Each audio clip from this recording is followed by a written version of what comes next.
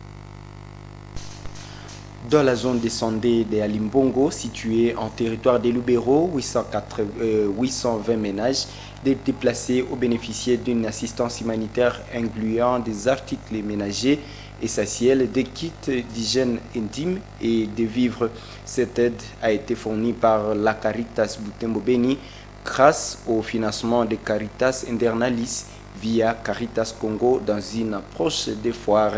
Il s'agit de la première intervention de Caritas depuis l'entrée des rebelles du M23 dans la région. Isabelle Wangahemuka nous a fait le point dans ce reportage. Les activités de 2 foires se sont déroulées dans le stade de football d'Alimbongo où les bénéficiaires, dont les déplacés et leurs familles d'accueil, se sont présentés jeudi matin. Conformément aux principes humanitaires, la Caritas Butembo Beni a avant tout mené des sensibilisations sur les règles d'hygiène et la prévention des abus sexuels.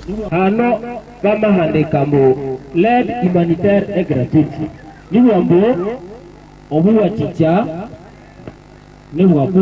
Cette première réponse humanitaire intervient après des déplacements massifs de la population en juin et juillet causés par des pillages systématiques de ménages lors de l'avancée du M23 jusqu'à diocèse de Butembo Beni. L'assistance vise à répondre aux besoins essentiels des victimes de cette crise. La précision, c'est qu'il s'agissait de 820 ménages, dont 10% de familles d'accueil. Il s'agit de bénéficiaires qui ont été victimes de la crise M23.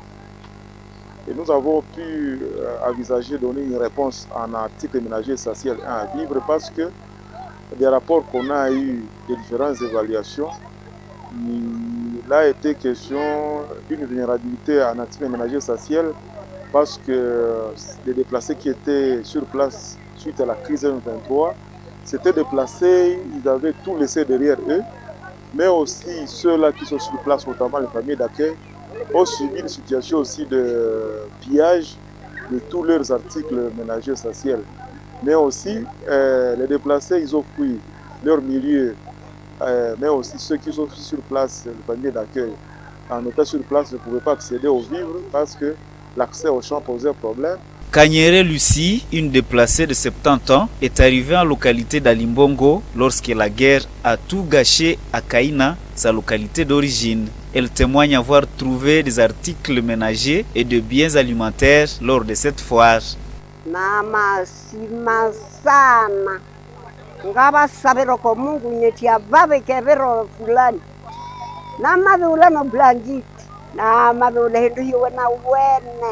Vigandi nywe dijoko maisa wena anga otsera bien na baro lolu wena ni kukanga yel kanga yas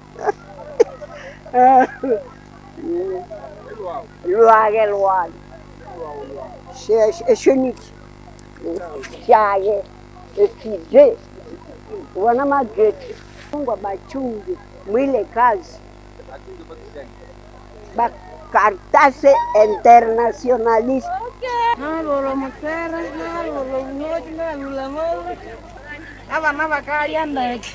Les autorités locales, dont le Mwami Sondoli Shabani Mukosa 5, ont salué cette première assistance humanitaire. Ils encouragent d'autres acteurs à concentrer leurs efforts sur Alimbongo, une région particulièrement fragilisée par la crise du M23. Mais on est venu emporter tout presque. Alors c'est pour cela que nous disons en tout cas merci beaucoup à Caritas du diocèse de Butembo Beni, Caritas Congo, Caritas International pour nous venir en aide. Vraiment nous l'encourageons et nous encourageons aussi les autres humanitaires qui peuvent aider Caritas, qui peuvent l'accompagner pour l'aide humanitaire qu'il nous a menée ici. L'approche par foire a également permis de soutenir l'économie locale avec des fournisseurs de produits et biens sélectionnés dans la zone du projet. En juillet dernier, les rebelles du M23 avaient pris plusieurs villages du diocèse de Butembo Beni, notamment Kimaka, Miriki, Luofu, Kanyabayonga, Kaina, Kirumba et Kasee. Leur avancée a entraîné des déplacements massifs de la population touchant principalement les zones de santé de Kaina, Alimponko, Lubero et Musienene.